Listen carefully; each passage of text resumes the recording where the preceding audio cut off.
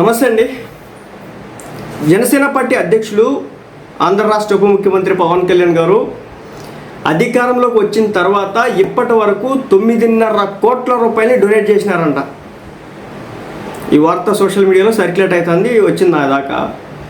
అంటే అధికారంలోకి వచ్చిన తర్వాత కూడా దాన ధర్మాలు సరే, ఆయనకి అసలుకే కష్టాలు, ఆర్థిక కష్టాలు భయంకరంగా ఉన్నాయి. అలాంటిది 9.5 కోట్ల రూపాయలు ఆయన వివిధ అంటే మరణించినటువంటి వ్యక్తులకు కావచ్చు, ఇటీవల కొంతమందికి యాక్సిడెంట్లు అయిన వాళ్ళకి కావచ్చు, అదేవిధంగా ఇటీవల ఆయనకు వచ్చేటటువంటి శాలరీ కూడా తీసుకోవట్లేదు కదా.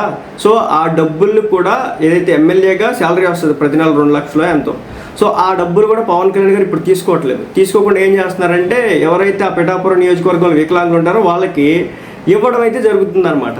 అదేవిధంగా పిఠాపురంలో, అదేవిధంగా ఈరోజు కొణిదెల గ్రామం అని చెప్పేసి రాయలసీమ ప్రాంతంలో ఒకటైతే ఉందట, అక్కడ కూడా దాని డెవలప్మెంట్ దత్తత తీసుకుని సొంత నిధులను అయితే పవన్ కళ్యాణ్ గారు ఖర్చు చేస్తున్నారట.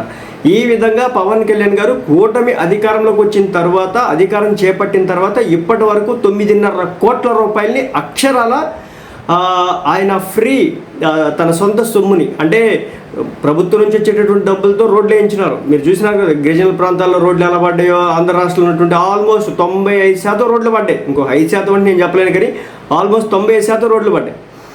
ఇవన్నీ కూడా ప్రభుత్వం సొమ్ముతో వచ్చినాయి. కానీ ఏంటంటే కొన్ని స్కూల్స్కి గ్రౌండ్లు కావచ్చు, అదేవిధంగా క్రికెట్ కిట్లు కావచ్చు, అదేవిధంగా కొంతమంది పిల్లలకి హెల్త్ ఇష్యూస్ ఏమైనా ఉంటే అని చెప్పేసి ఆయన దగ్గరికి వచ్చినప్పుడు ఆ డబ్బులు డిస్ట్రిబ్యూట్ చేయడం కావచ్చు. ఇలా దాదాపు 9.5 కోట్ల రూపాయలు అధికారంలోకి వచ్చినప్పుడు వచ్చినాడంటే అర్థం చేసుకోవచ్చు. అదేవిధంగా మనందరికీ కూడా తెలుస్తుంది, అధికారంలో లేనప్పుడు దాదాపు 3,000 మంది కౌలు రైతులను ఆదుకున్నాడు.